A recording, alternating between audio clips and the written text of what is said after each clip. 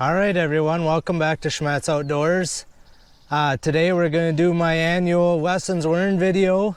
I don't feel like I have as many lessons this year as last year, so hopefully it'll go a little bit quicker. Things went pretty well on the line until they didn't. The weather kind of shut me down, as you guys know. I can't really do too much about the weather. I did the best I could with what I had. I ended up pulling my line 8 days earlier than I normally would.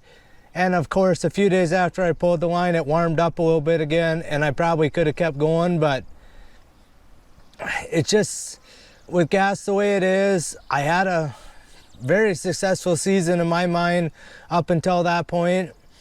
Just driving around, spending gas, spending money buying gas, not catching a whole lot, it's just tough to do. So I'm going to start off a little bit by just kind of saying, you know, I film and I put videos up on YouTube. Now, knowing what I know, I actually like the idea of filming, even if I wasn't putting it on YouTube. And I think I've mentioned this on a few other videos as well. The idea is going back and watching, you know, my catch videos, you know, that type of stuff.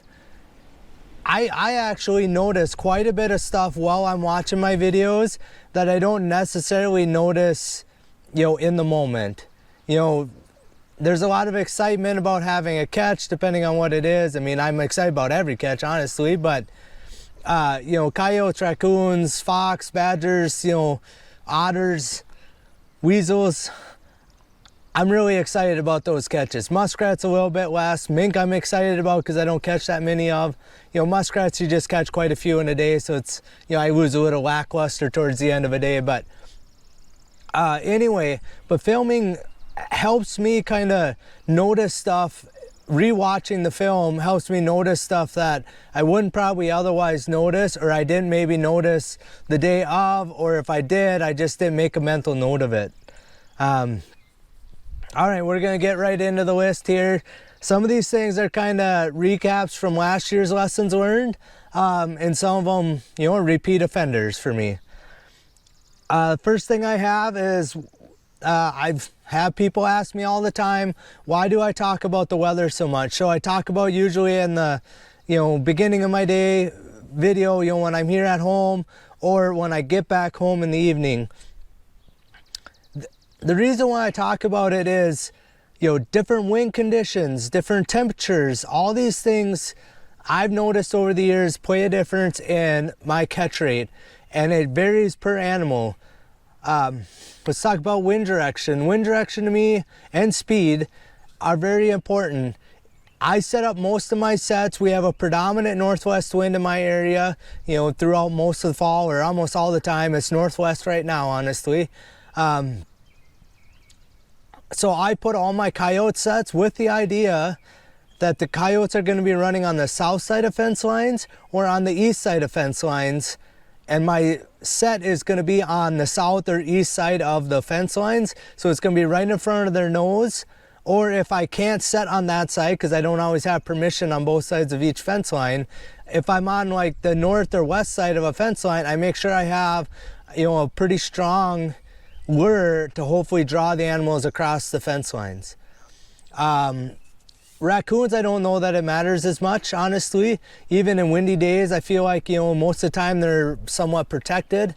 If it's super windy, typically my coyote catch rate actually is down.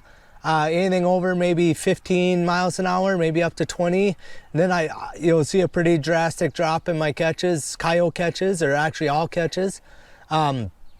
Muskrat sets, I use, you know, a minty smelling lure on my muskrat sets, you know, on my baited pole sets.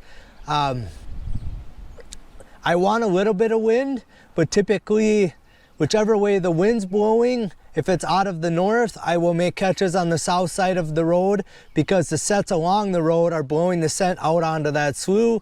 Where the sets are on the north side of the road, the scent is basically blowing at the road, and you're not as likely to make catches on that side of the road. And I've noticed this 4 or 5 years now on muskrat sets. It's become very true that, you know, I'll catch more catches on the calm side of a road than I will on the windy side of the road. there are exceptions to any of these rules. So this season, the weather, when I was muskrat trapping this season, there was several days that got into the 70s for highs. I mean, I was sweating like crazy inside my waders muskrat trapping. It's not always the funnest way to trap, but I'll take 70-degree weather to trap in all the time. I know you guys down south have it probably more than I do. 70 degrees in November is a rarity in Minnesota, in central Minnesota where I trap and live. So having 70-degree days, that basically opens up every species of animals to be running at night, moving at night. If it starts getting, around that freezing mark, muskrat activity slows down, raccoon activity definitely slows down. I have a little bit more about that later on the raccoons. So it started out, basically I had a week of 70 degrees. Within 3 weeks, I was having highs in the 20s and had 6 to 8 to 10, 12 inches of snow. Coyote sets buried under 3-4 feet of snow along fence lines. So that 3 weeks difference between 70 degrees on the opening day or opening week to the week I pull my traps, basically a 50-degree temperature swing. And you guys, if you watch any of my catch videos, you'll know how badly my catch rate dropped off. I mean, I had 4 or 5 days towards the end of my season where I literally made 0 catches. Where at the beginning of my season, I had some of the best days of trapping I've ever had. All right, on to kind of the season first for me. The only thing I really have is my second best catch day ever. So the second check of this season was my second best check I've ever had in all the years I've been trapping. I ended up with 5 coyotes, 3 raccoons, 6 skunks, which was a personal best, and I've yet to ever catch 6 again, so that's a best for me. 1 fox, 1 rabbit, and 1 rat, and I'm talking about a field rat, not a muskrat. So that was the second best catch I've ever had in one check. A few years ago, I had 7 coyotes and a fox and a badger, a few raccoons, and I forget the whole number. I'd have to look it up again. So that just ekes out what I caught this year. I didn't have as many, I had more coyotes and I didn't have as many other animals at check, but catching 7 coyotes in one check for me is just flabbergasting. Catching 5 coyotes is awesome. So, and like I said, I've only ever done that a couple times. So, and then the 6 skunks was a personal best for me in one day, catching 6 skunks. I don't want to be catching 6 skunks in a day, ever. Honestly, I mean, I make good money off of skunks between the essence and the pellets, but 6 in one day is a lot to deal with to try and get them all dispatched. And I mean, if you guys watch my video, the second check, I was literally checking the last sets in the dark. I had to dispatch 1 skunk and a raccoon in the dark. I don't care to do that. Next thing, local Grand Slam.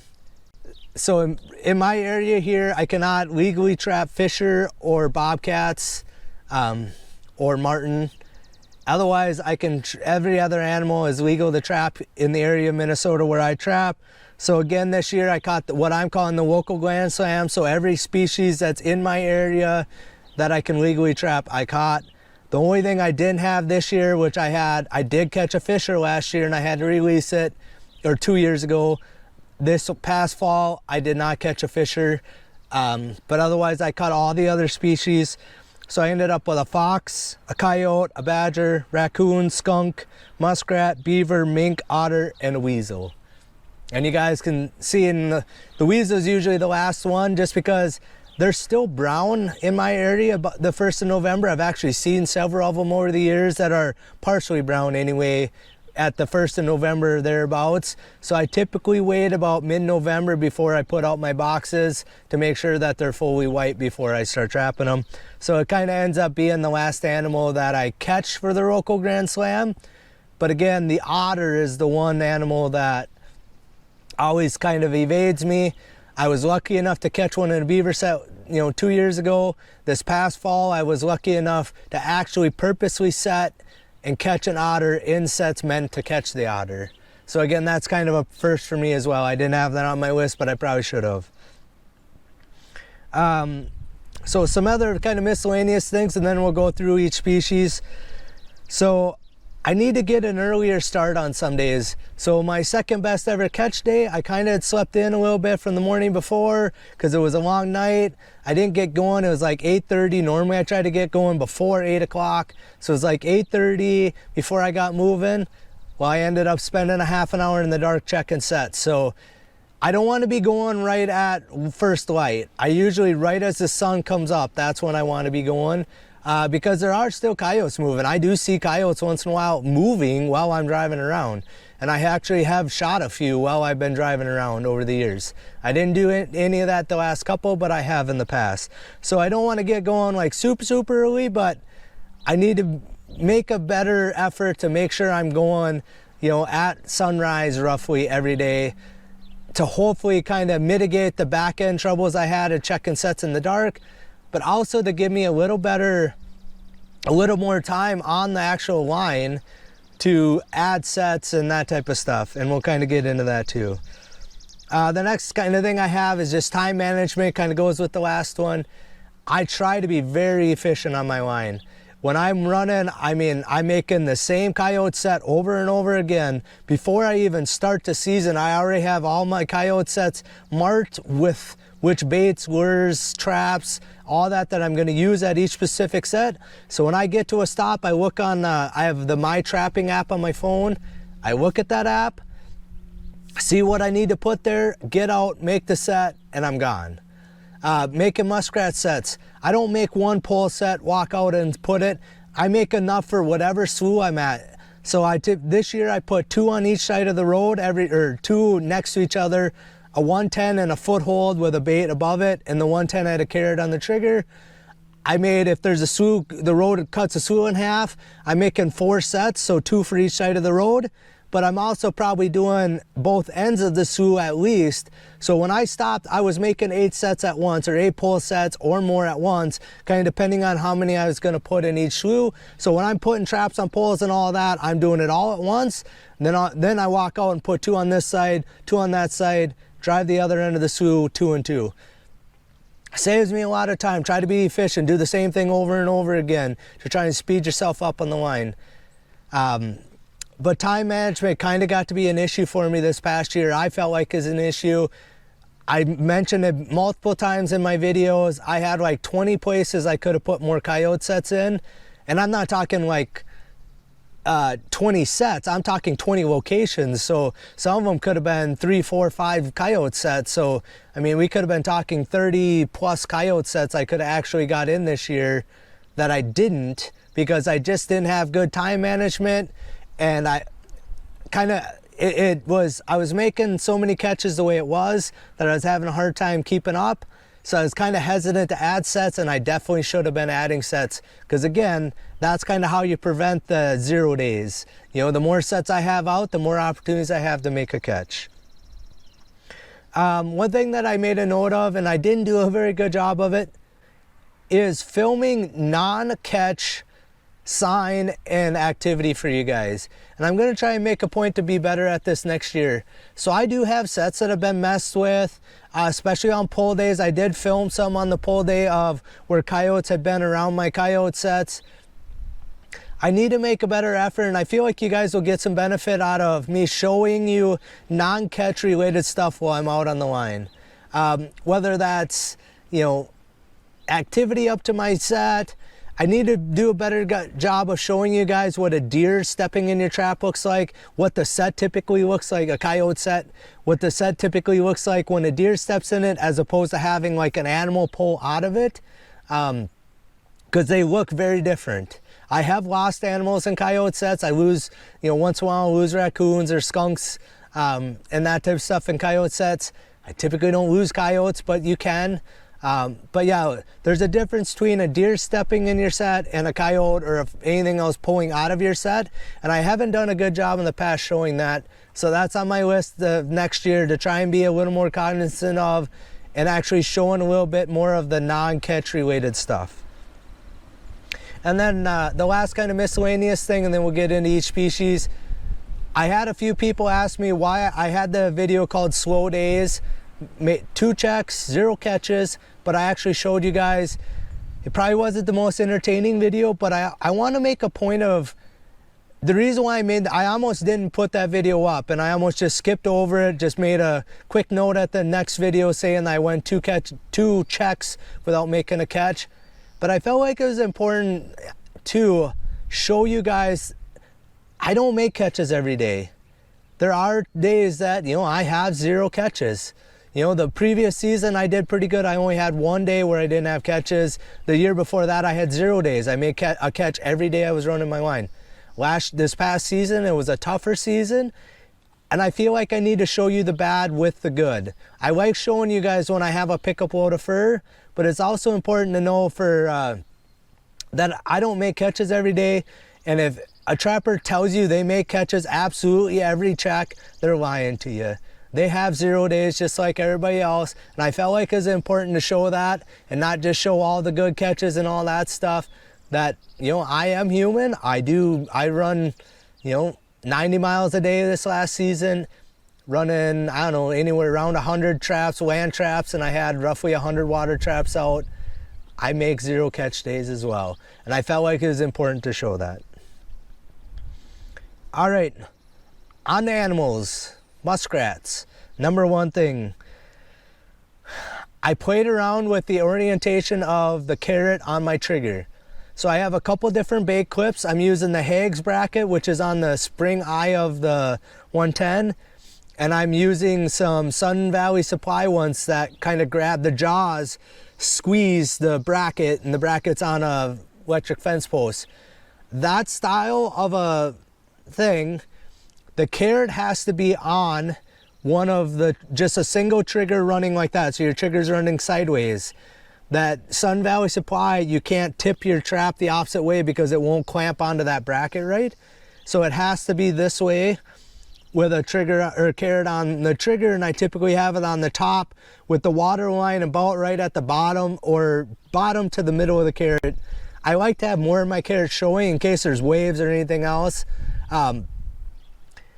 On any of the ones that I had the Hags bracket on, this year I actually have my trigger on the bottom with my carrot, you know, roughly in the middle of the jaws. And then again, the water line right at about the bottom of my carrot. I felt like, so I tested it quite a bit this year. I felt like I had a lot less misses this year than I had last year. Last year I was running all my triggers sideways with the carrot on the top wire of the trigger, and I felt like I had quite a few more set off traps with nothing in them. Does that mean I had more actual misses? I don't know. My traps are set fairly sensitive, so you don't have to move the trigger very far and it will go off, because I don't want my trigger going way over there, because by the time the jaws come down, your animal is outside the jaws of your trap. So I want my 110s are set very sensitive, or not very, but they're set sensitive. I have them, I feel like, stiff enough that the waves typically shouldn't set them off, but I do feel like the waves do set them off quite often. I probably am missing some muskrats, and once you snap them once, you're probably not going to catch them in that type of set. That's kind of why I'm using a 110 and a baited foothold with my foothold a couple inches below the water to hopefully maybe, if I snapped one by accident, hopefully I maybe can pick them up on the foothold. I did a lot better job this year, and I actually feel like I did a very good job. If I had traps that were set off more than a couple times, or a couple times even, 2 times if they were set off, and I, like 2 days in a row, I was yanking that trap and I was putting a fresh one there. I know the year before I had a lot of traps that it seemed like about every other day they were set off with nothing in them, and I didn't do anything about it. This past season I stayed on top of it. I felt like footholds, 110s, if they're set off more than a couple days in a row or 2 days in a row, I was pulling them, putting a clean trap there. So I felt like I did very good with that. The Sun Valley Supply brackets, so I had the same issue this year. I still don't know how to fix it. I played around a little bit, but I had a few times that when the trap went off, it didn't come off the bracket, and it kind of pinched like the muskrat onto that bracket, and then they don't drown. The trap doesn't fall off and they don't drown. And I don't like that. So if anything, I may move away from those brackets just because of that. We're gonna have to kind of think about that in the off season here. talking about the double sets at every location. So this year I put a baited foothold and a 110 with a carrot on the trigger at every spot. Right next to each other, there was 2 sets, usually 3 feet apart. I don't need them very far apart, 3 to 5 feet, basically so I can walk out, you know, and check them both within standing in one spot. I can grab both poles. You know, once you kind of stand in the mud, I don't want to be trudging, you know, 10 feet over this way to check one and then have to go 20 feet over that way to grab the next one or whatever. Make it quick for you.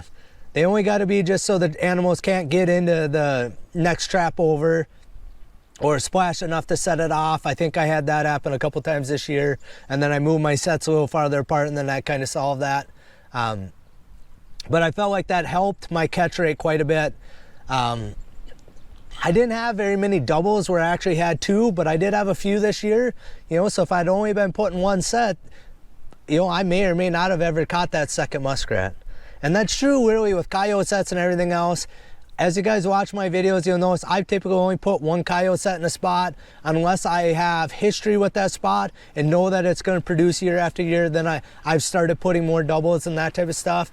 I've also accumulated more coyote traps, so it allows me a little more freedom to put 2 traps at locations and still be able to set most of the areas I want to set. And that's true with the muskrat sets. I have probably double the amount of muskrat sets that I got out this past fall to make sure that I don't run out of either footholds or 110s. The height of my bait out of the water. So in other years on my baited footholds, a foot usually is about what I have been doing because I had, you know, I'd make catches, but there was still chewing on my bait. So I was like, well, I don't really want them chewing on my bait. But this past season, it felt like I kind of had the opposite issue. Almost like I started out too high and I ended up moving my bait down to maybe as close as like 6 to 8 inches above the water, with my trap in that 1.5 to 2 inches below the water. So I kind of realized that, you know, I'd rather have them chew on my bait and have, you know, and catch that muskrat than have it too high. And then you gotta remember the muskrat's swimming at water level. If I have my bait this far up, you know, he's not probably big enough to get that high up there to get it. As if this, I feel like, you know, they can almost swim hard enough to get up close to that. Once they realize your trap's there for kind of a platform, I feel like it's going to help you. And also keeping your lure closer to the water, I think actually helped me this season as well. Once I kind of realized that I had some of my baits higher than I should have, I'm thinking like maybe that 8 inches is going to be my kind of new mark to have my bait above the water. And again, that's with my trap like 1.5 to 2 inches below the water. I typically want it at least that or around there because you get any amount of waves. One, the waves will actually set your footholds off. If they're like, if you only have it 1 inch below the water, the waves will actually set your footholds off. So I like to have it a little bit deeper than that. In case there is a wave, if a muskrat is swimming up, bouncing in the waves, I want the trap below them. I don't want the trap, you know, the wave down here, muskrat here, and your trap kind of out of the water as the wave goes by. I kind of want to keep it closer to water to help them try and get up on it. Let's put it that way. All right, floats, muskrat floats. I do not have any floats. I meant to make some last summer, just things happened. I run out of time. I have right here. So I have this 1.5 wired open so it can't snap on me. What I did is I made a template, just basically like kind of hand sketching around the base of this trap, and I cut that profile out because I kind of feel like I like the idea of having my trap setting down, so if they step on this, my trap doesn't tip on my board. So the idea is that I'm going to use a stencil, this stencil or a stencil similar to it, to cut. I'm going to router into a 2x board, probably a 2x8 is what I'm thinking I'm going to use. Router this in, chain hanging over the end of my board. This will be fastened to the bottom of my float, so when they fall off, now they're hanging below your float. So like I said, I have the template made. This isn't one of the very first things I'm going to be working on this summer is making me some floats. I'm thinking I'm going to make somewhere 10, 12, 15 of them. Double-ended floats, so I'm going to have a trap, a crossboard, and then a second trap on this side with sideboards on it. I have a good idea in mind. I just don't have it all all the measurements, everything figured out yet. Like I said, I'm just kind of getting going with the idea of it. But like I said, I kind of like the idea of having my trap setting solid. I don't think once they set it off, you know, when the trap goes off, I don't think they're gonna have any trouble falling off of there. But I like the idea of having my trap a little more stable so they can't pull it off if they're trying to climb up there or anything like that. If anything, I'm gonna have my trap fairly close to the end of my board. So if anything, let them use the jaw to help pull themselves up there. Yeah, so again, we're gonna route her down into my 2x so my trap will set nice and flat. So like I said, I have everything kind of a rough design in mind. I just need to get on to making it. Before next season, I'm gonna have, like I said, a dozen of them roughly, I'm hoping. One last thing on muskrats here.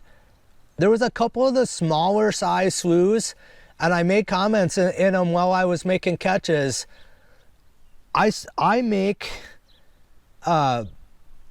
in my head, I don't write anything down like this, but I kind of make a rough catch limit for a slough. And what I mean by that is, like, if I have a slough that's only, you know, 30 feet around, I'm not gonna leave my sets and try and catch 15 muskrats out of there unless there's, you know, if there's 10 huts in there, then there's probably a good population of muskrats in there.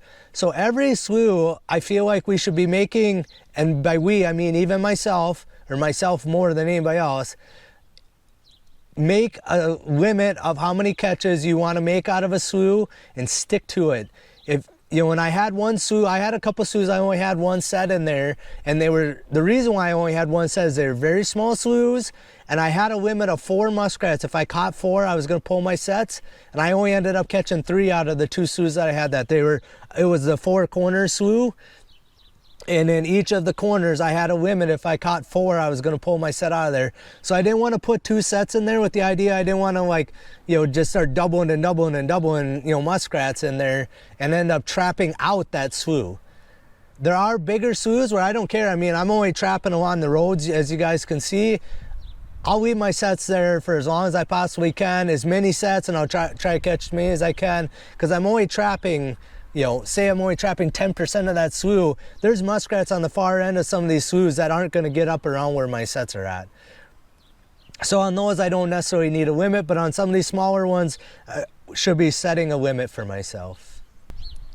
All right, guys, on to the next species. Next is mink. I don't have a lot for mink, but I have a few things here. I need to probably adjust some of my 120s. I had one this year that I showed you guys that just kept going off. I think it was like 3 checks in a row, and on the 3rd check I already brought my trap in there with the idea I figured it was going to be set off, and it was.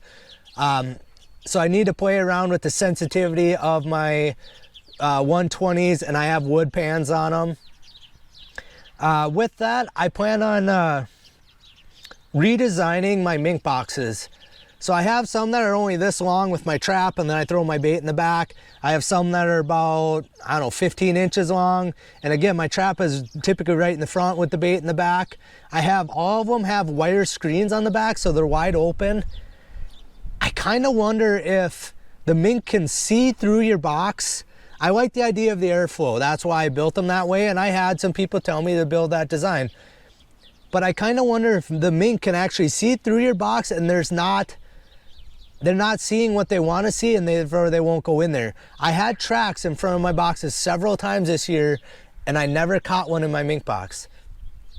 So my plan is I'm going to make a solid board in the back with just a few air holes in there, probably some 1/4-inch holes, maybe a half a dozen of them drilled behind your bait. And I figured maybe 2.5 inches, I'm going to put a wire screen in my mink box. And that's going to get to one of my other ones. So I'm going to have, basically the end of my box is going to be removable, so I can stick my bait in there and then put the box back on. I'm thinking just a couple of screws and a piece of wire on each side just to pinch it on there. On my front of my boxes, I'm going to try and make panels with a hole in there. I figured someplace, I don't know, in that size, 2.5, 3-inch hole with a hinge on the top, so the lid will actually flip open.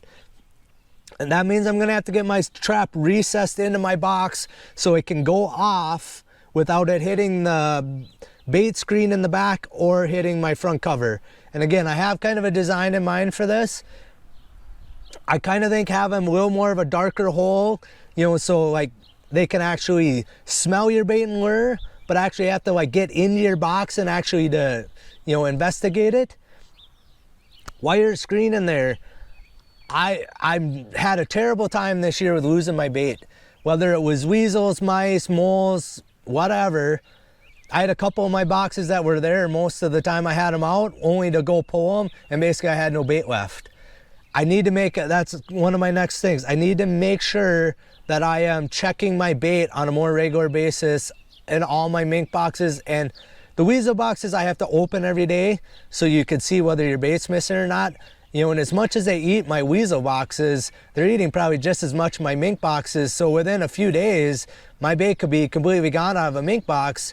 Well, you're probably not going to make a mink catch if you don't have any bait in your mink box.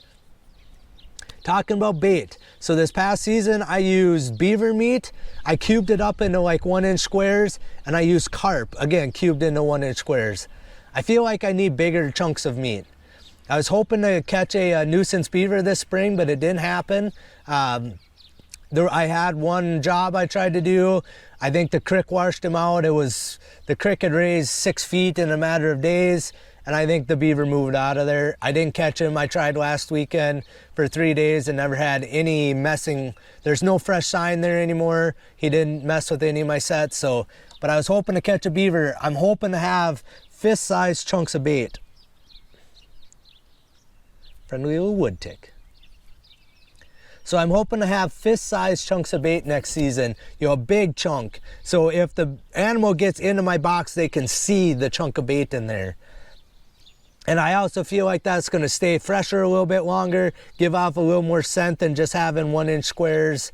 I've also been using tuna cans and sticking my bait in there just so the juices and smell and all that don't get into my boxes, because it makes your boxes stink really bad in the summertime.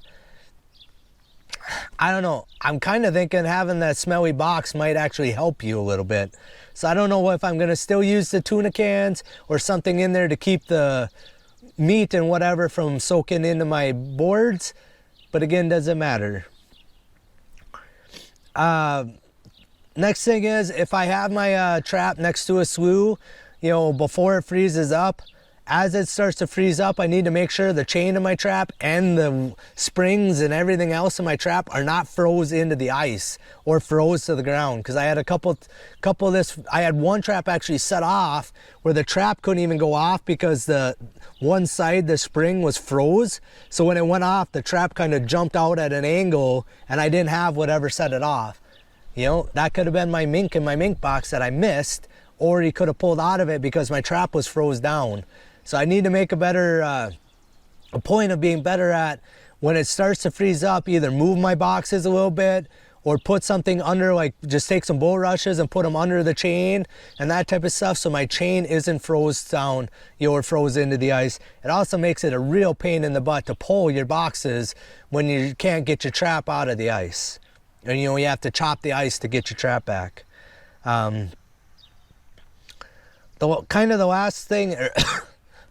last two things here are making pocket sets for mink. Again, I have some number 11 traps, you know, double long springs. I have drowning wires all set up for them. I just did not get them tuned the way I wanted to, and didn't get my name tags and get chains. I need to fix some of the chains on them before I put them out, because there are chances you're gonna catch raccoons in them as well. So I wanna make sure they'll hold up to catching a raccoon if I do catch a raccoon. This next season we'll be making pocket sets for mink. I just need to stop and take the time to actually do it. I may actually pre-test making some pocket sets. In our pasture we have a little creek, actually both of our pastures here I have a little creek, and I'm gonna try and go and probably pre-make some mink sets or pockets. Not that I'm gonna set them necessarily, but actually just get in the practice and play around with actually making the pocket, so I'm not fiddling around for an hour trying to make one pocket set when the season's actually here. And with that, I just need to get more mink sets out. I think there's a lot of mink around. I actually seen 2 roadkill ones that are in the area I trapped this spring now hit on the road. So there's mink around to be caught. I just need to get my sets out there and probably get better sets out there to catch them. All right, coyotes. Again, I did a very good job of this. Once the freezing weather started, just digging out your traps and rebedding them. I did one full maintenance day of that, and it actually, I feel like that helped me make some catches after it started freezing up. I feel like I did a very good job of that. Maintenance days, I need to do them more often. Again, last year I had a little better luck at just doing a little bit of maintenance every day. Therefore, I didn't have to do like a maintenance day and go around to every set. This year I had like the first 2 weeks of my season were bonkers. So basically like 2 weeks in, I hadn't done a maintenance day. So I did one day and basically spent all day remaking sets and everything, making sure they're all working again. People have asked me why I need to do a maintenance day. If traps are set off or whatever, why I'm not resetting them every day. So coyote traps in particular, so my maintenance days are talking about coyote traps only. Raccoon sets and everything, I typically am getting very close to those to see if they're set off, remaking them, that type of stuff.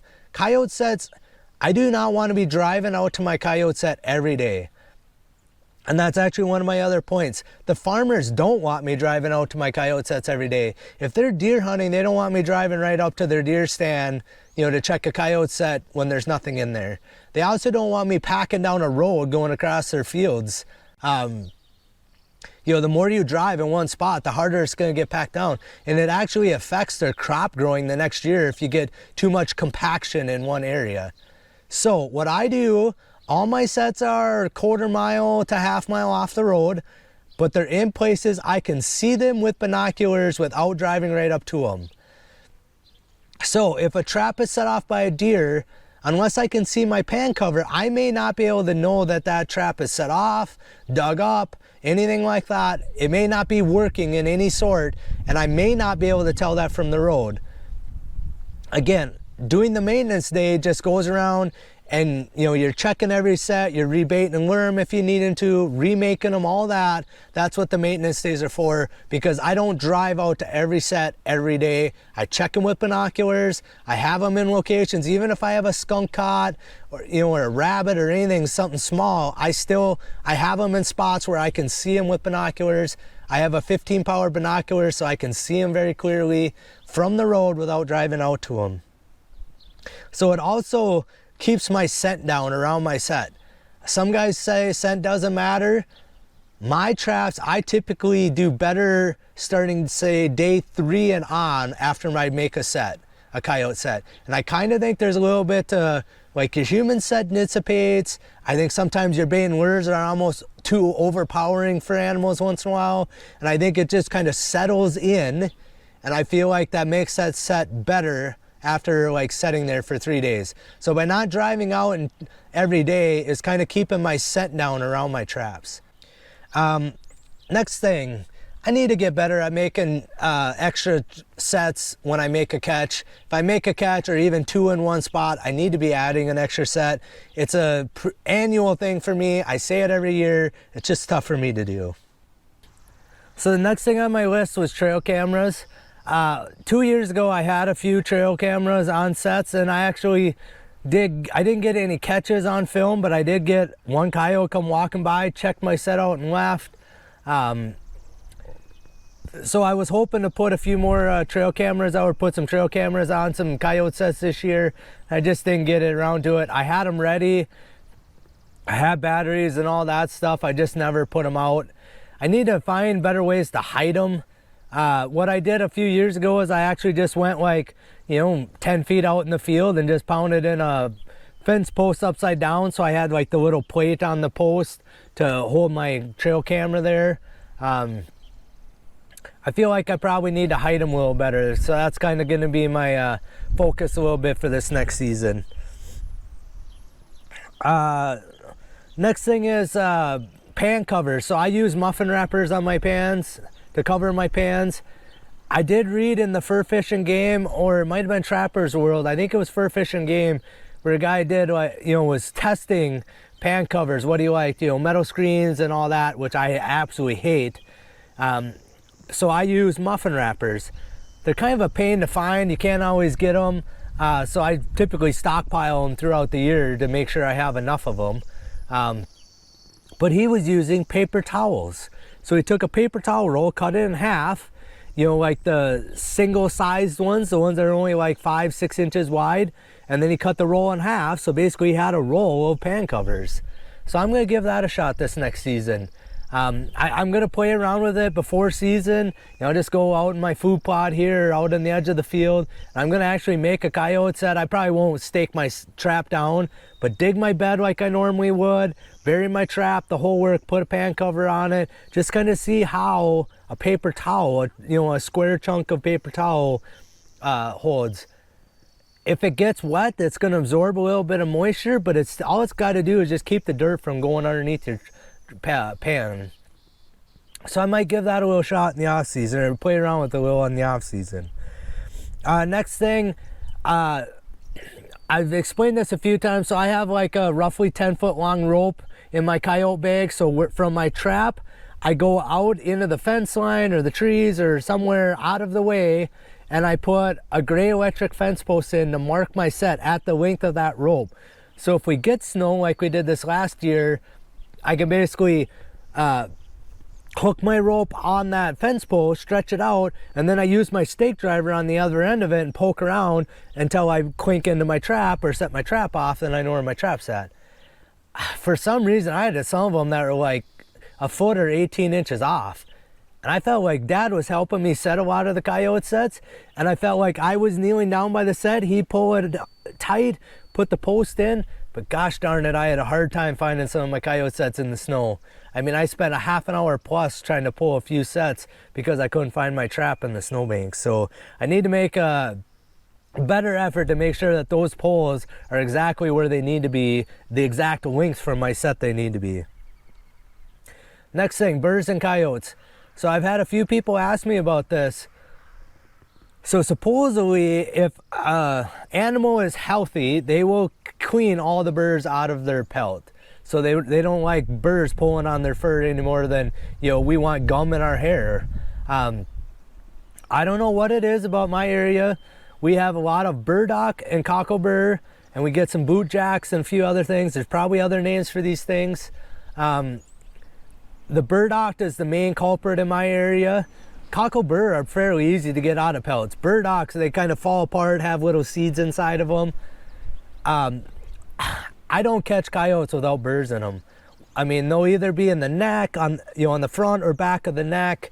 You know, sometimes like the very last one I caught this year, I caught in our land here, his whole rump was just covered in them. It was a mat of burrs. And there'll be a video coming out over the summer here on how I remove burrs, and it's from that animal.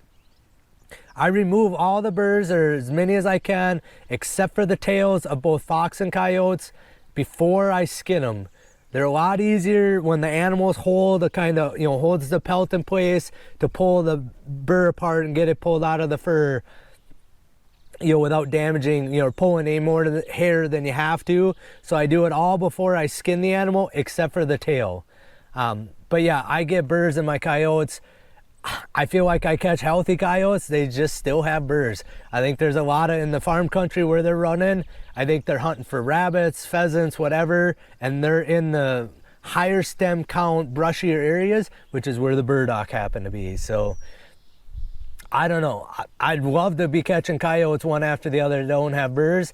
I spend an hour sometimes picking burrs out of one coyote.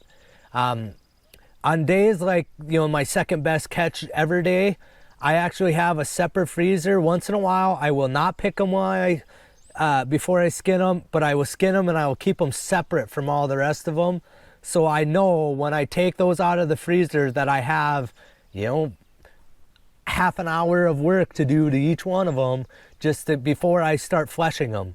Because I don't want to take them out of the freezer thinking they're clean and then try to start fleshing them and there's burrs and cut holes. So that's why I make sure I keep them separate, and then on a normal day, I pick all the burrs ahead of time. That way when I go to take them out of the freezer, they're ready to be fleshed as soon as they're unthawed. But yeah, burrs are just a thing I live with. Driving out to sets, I think I mentioned this a little bit, but I'm just going to say it again. When I do drive out to sets, when I go to make a set and when I go to do maintenance day or to take an animal out of a set, I typically am driving right where I am expecting the animals to run. So if I have a fence line running east and west and I have my trap down here, I am driving within 3-4 feet of that fence line all the way along, and then I go a ways past my set, turn around and back onto the same tracks and then drive back out, because I don't want to be driving all over people's farm fields. But when I do drive out there, I am making a path of travel for those animals. And I have even drove along the fence line, swerved right over to where I expect my trap to be, and then swerve back out a few feet, because I don't always want to be driving on the edge of the grass. So I'm driving 3-4 feet out, I will swerve right over to my trap. Because the coyotes, if you, in farm country where I'm trapping, you wait till there's snow, they will be running right down your tire tracks even though there's snow on the ground. They don't want to be walking the humpity bumpities of worked up farm fields. They want that nice smooth path. So I'm basically giving them a path to get to my set. When I drive by my set, it kind of depends on the location. I'm driving 100 yards past my set, going down the fence line, past where I need to, turning around and then coming back by my set.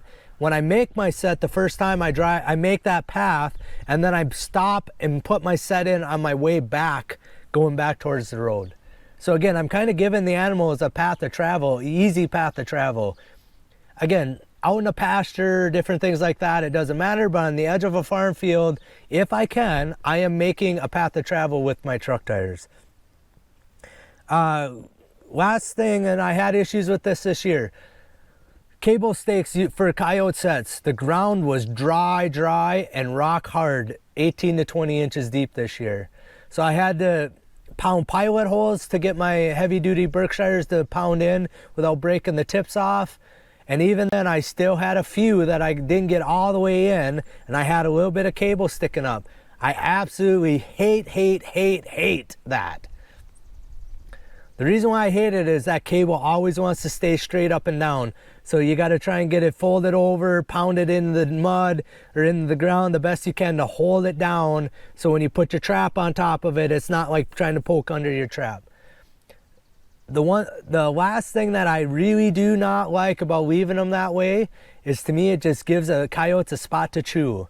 You got snares. Coyotes chew out of snares. What's stopping them from chewing out of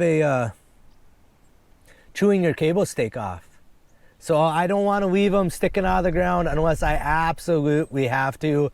If I have it, again, within 3 inches of the bottom, I typically leave it. If it's 6 inches or more, I try not to leave them like that. 6 inches of cable, you can't get that folded under your trap worth of nothing to get so it lays flat so you can get I use shock springs and my chain and all that under my trap. That cable just sucks. All right, moving on. Fox. I really got no lessons learned on fox this year. I only ended up catching three I had this last season. So I didn't have a lot of them, as opposed to the year before when I caught 16 of them. Did me catching 16 hurt the population this year? Probably, but coyote numbers were way up again this year, and I feel like that had more to do with fox numbers being down than me catching so many of them last year. Badgers. Next animal, badgers. So I have trouble with my badgers after I turn them and put them back on the board so the skin is on the inside. I have trouble with them molding on the back of the badger. So I have a new drying board design in mind. I use my smaller size raccoon board to dry badgers. What I'm gonna do is, your board, is shaped like that. I'm gonna cut sections of that out, leave a web down the middle and leave like an inch along the edges with like some webs every so far sticking out. But I'm gonna try and basically make vent holes throughout my entire board with, basically the top 30 inches of it roughly. I don't know how long. That's part of it too. I forgot to measure the length of a badger before I shipped mine off, or before I sold mine. But I'm figuring someplace in that 30-inch mark, I'm gonna make big vent holes so my board won't be touching the pelt, and hopefully it will dry a little more evenly that way. All right, and that kind of leads me to the next thing. People keep asking me why I don't like catching badgers. I got a list. They take a long time to remake the set. So I typically have a shovel in my truck just so I can remake badger sets to get the animal out of, when they're dug in a hole. Sometimes it's tough to get them dispatched and out of the hole. Then I got to fill in the hole. I got to check my cable stake to make sure they didn't undercut my cable stake, because that does happen quite often. And that leads me to the next thing, is one of these years I'm going to lose a trap with a badger with a trap and everything attached to his leg, because they keep undercutting they'll dig, you know, as deep as they can dig. But I feel like one of these years, one's going to dig me out enough, and they do it every year. My plate, my Berkshire heavy duty stakes just dangling in the bottom of the hole. There's times if they just pull a little to the side, they'd really pull my trap and everything out of the ground, and they'd be gone. So one of these years I'm going to end up losing, you know, a $30 coyote trap because a badger dug me out. Next thing, I typically don't make catches in sets that I catch badgers. So when I do make a badger catch, I go right next to it and make a fresh set every time. This year I did last year I did make a couple coyote catches in a set that caught a badger, but I caught a raccoon first. So I caught a badger, then a raccoon, and then I did make a couple coyotes and a fox catch. That is the exception. Typically I don't hardly even catch raccoons in sets that I catch badgers in first. I just think they have their own stink to them, and I kind of think their musk or whatever it's called. Other animals don't want to tussle with a badger. Badger, you know, will kill most anything, including a coyote, if they can get a hand, you know, grab onto them. Next thing, they're tough to skin. It's mostly knife work. You gotta go round and around. You can't just grab them and peel them off like you can a raccoon or even a coyote. They just don't have a lot of fat, and their hide is stuck to them like nobody's business. Even with my skinning machine, it still sucks. Once you get them skinned, I have to wash every one of them every time, because they got mud stuck in their fur every time. So not only do I need to spend the time to wash them, then I got to hang them in my basement, try and dry them the best I can. I usually have a fan blowing on them for sometimes most of a day to get the fur as dry as I can. I found if I flush them when they're still wet, you'll peel big patches of fur off, or at least I've had issues with that. So I want to make sure they're as dry as I can before I flush them. With that, I kind of wonder if that ain't a little bit why I get mold, because the back hair still maybe not be completely dry, and I think that moisture just keeps seeping into the hide or seeping out of the hide one way or the other, and then that causes it to mold when I have them on the board. And all that to say, for a $15 coyote or badger, that's about all I typically average. Somewhere $12, $15 is all I get for badgers. The badgers I catch in the fall. I mean, I have got up to 30 for one time. Otherwise it's 20 or less, and average is probably in that $12 to $15 range. It's just a lot of work. They mess up my set. It just takes me that much longer on my line. That's why I don't like catching badgers. Next animal I got on my list is beaver. Again, I really don't have any lessons learned. I feel like I had a pretty easy time catching beavers. I kind of wish I would have seen the two in my pasture a little sooner, and I kind of wish I'd have got that other house, the last house, you know, even another day, one more check. I only had 2 checks on it and caught 3 beaver out of it. I kind of wish I'd have known it was there a little bit sooner. The landowner, you know, that's when he told me it was there. You know, so kind of a bummer I didn't have a little more time. I probably will end up trapping that same house this fall, assuming there's still beaver in there. Skunks. I had a few people ask me questions on why I don't skin my skunks the day I catch them. So I typically put them in the shade of my garage. You know, it's getting, even when it's 70 during the day, it's down to 30 at night. So they don't spoil on me. I never had issues with them spoiling. So the reason why I don't do them every day is, one, it just smells everything up. So when I do skunks, I suck the essence out of them, then I open them up and I degland them, and then I'll skin them. But then I use a peroxide and baking soda mix to descent them once they're skinned before I flesh them. Then I have to dry them, you know, before I can flesh them or freeze them or any of that stuff. So I don't do them all at once, just because it's kind of a process. And if I had one skunk, it's going to take me an hour probably to do that one skunk. By the time I make the peroxide mix, get them skinned, or suck the essence, all that, it'd be an hour. Where if I do 5 skunks, it's maybe only an hour and a half. It's literally shortens my per animal time by doing them kind of in a batch, if that makes sense. The next thing is, when I suck the essence out of a skunk, typically it ruins the syringe after you, if I do one, even if you rinse it, take it apart and rinse it out, the essence will eat the rubber and swell the plastic. So you don't get usually only 2 or 3 days out of them before it gets to the point where it pulls the rubber off. And I don't want it pulling that rubber off while I'm trying to suck essence and spilling my essence, because I don't want the smell and I don't want to waste the essence. So when I do them in a batch, I basically plan on ruining 1 syringe to do a batch of skunks. I will suck 5, 6, 7, however many I got to do, suck all the essence, and typically I can use 1 syringe, and then basically I just assume that syringe is wasted. They're fairly cheap, but I still don't want to be wasting my syringes. So that's the next thing. I also save on the mix. So you can buy smaller bottles of peroxide that are maybe like a cup or a little more, or you can buy ones that are the size of a pint. So they're about that tall, about that square. I buy mine at Sam's Club. They come in 2 packs. With that bigger bottle, I can do 5 or 6 skunks. So I mix that bottle with about a half a cup of peroxide or baking soda and then a good squirt of dish soap. And I can do like 6-ish skunks at a time with that. So if I was doing 1 skunk, you're basically wasting the rest of that mix, because you can't hold it over. You can't do anything with it once it's, used. It's basically wasted. So I might as well make 1 batch of that and do, like I said, 5 or 6 skunks at once, rather than only doing 1 at a time and wasting it every time. So it just kind of saves me in that. Next species is Weasel. So I need to adjust the dogs and the pans on my Weasel traps. I had some misses. I had quite a few misses, honestly, this year. So there's a few things I'm going to do with that. They're rat traps, so I didn't really figure I had to mess around too much with them. And I haven't messed around, making sure. But I definitely need to do that. That's high on my list of things to do this year, is adjust all the dogs in the pans to make sure that they go off like they're supposed to. With that, I'm also considering making a expanded pan, whether it's a little piece of tin or a piece of plastic corrugated, like cardboard corrugated plastic, basically like a political sign type of plastic.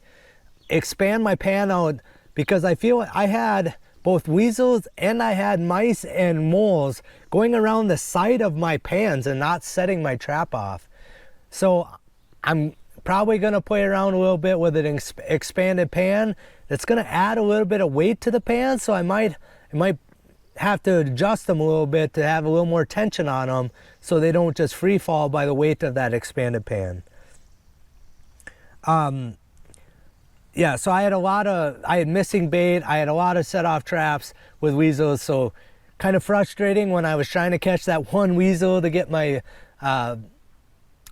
local Grand Slam caught, and I kept having misses.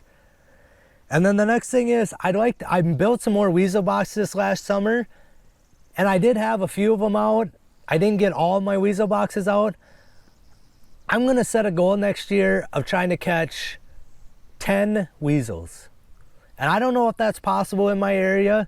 I don't know if I'm going to end up building a few more weasel boxes even, but is 10 possible? I don't know. We'll find out. All right, last thing, raccoons. I don't typically have a lot of lessons learned on raccoons, but this is the last thing, and I'll go over it a little bit of detail here. So I get questions on, I make comments that I don't typically catch raccoons below 30 degrees. And by below 30 degrees, I mean going into the night. So basically at like sunset or, half an hour after, if it's 30 degrees or below, I typically don't make raccoon catches. There are exceptions to the rule. I will catch one now and then that, is below that. And especially to start my season, the first, say, like 3 weeks of November, I will not catch them below 30 degrees.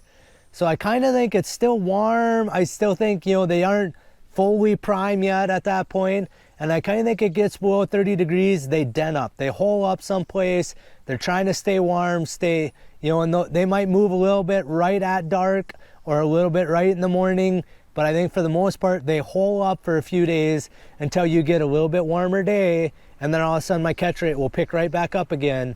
if I get one night like 40 degrees going into the night, after say 4 or 5 days of colder weather, all of a sudden I'll have 3 or 4 or 5 raccoons the next check. Just because it's up 40 degrees or it's warmer going into the evening. When I get to around Thanksgiving time, it's sort of, you know, it doesn't always hold true. I think for some extent they're holed up for part of the month of November because it's cooling off and they're not full prime yet. And I think once you get around Thanksgiving, then I think that temperature lowers a little bit, probably down to even like 20 degrees. You know, so between 20 and 30, I still will make a few catches of raccoons. But again, I kind of think it's just because one, they're a little more prime then, you know, so they're not as cold when they're out moving around. And I kind of think they've been holed up for a little bit through the month of November. So by the end of November, when Thanksgiving time is, I think they're starting to get a little hungry again, and then they'll be a little more active again. I think it also plays a fact of where you're trapping raccoons. I typically do not trap raccoons around creeks, and I don't trap them typically around sloughs too much. What I found over the years is trapping those two areas, you're gonna pick up a lot of females and a lot of kits. You guys have seen my catches. I catch a lot of big bore raccoons. I had a 32.6 pounder this year. I had one more that was just about 30. I had 5 or 6 that were over 25.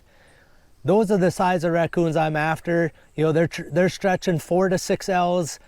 I don't want to be catching larges, extra larges, 2XLs, you know, kits of the year, because typically they're not primed up at all, you know, so the fur quality is way down, and then they're small besides, so, you know, you just don't get the value out of them. But yeah, so kind of the weather, and I think the behavior of the raccoons is why I say that. And again, you guys could see through my videos, as soon as I got the freezing weather this year, so on check like 15, 16, 17, someplace in there, we had rain and freezing weather. I think I caught 2 raccoons the last like 8 or 9 checks. And that is why, because it got cold. I think they hole up and den up. The day that I caught those raccoons, it was warmer overnight that night. It was actually right around freezing all night that night, around 32 degrees. And then I did pick up a couple raccoons in the snow one of the last checks. But that's the last I got for you guys. I appreciate you guys watching my lessons learned video here. I appreciate you guys riding around with me the entire season. I hope you got a little bit out of this video. I hope you can apply some of this stuff to your own trap line. If you guys got any suggestions for ideas, stuff you want to see, I'll be doing a video on building floats coming up here. There's over the summer and fall, there's going to be a full coyote fur handling series, basically from picking burrs all the way to the final combing and getting them ready to sell. There's going to be a whole series on that. So stay tuned for those videos. They're going to be coming out every other Friday throughout the summer and the fall. I hope you guys like what you guys see. Again, if you have any ideas, leave them down below in the comments section. Otherwise, we'll see you guys on the next one. Thanks for watching.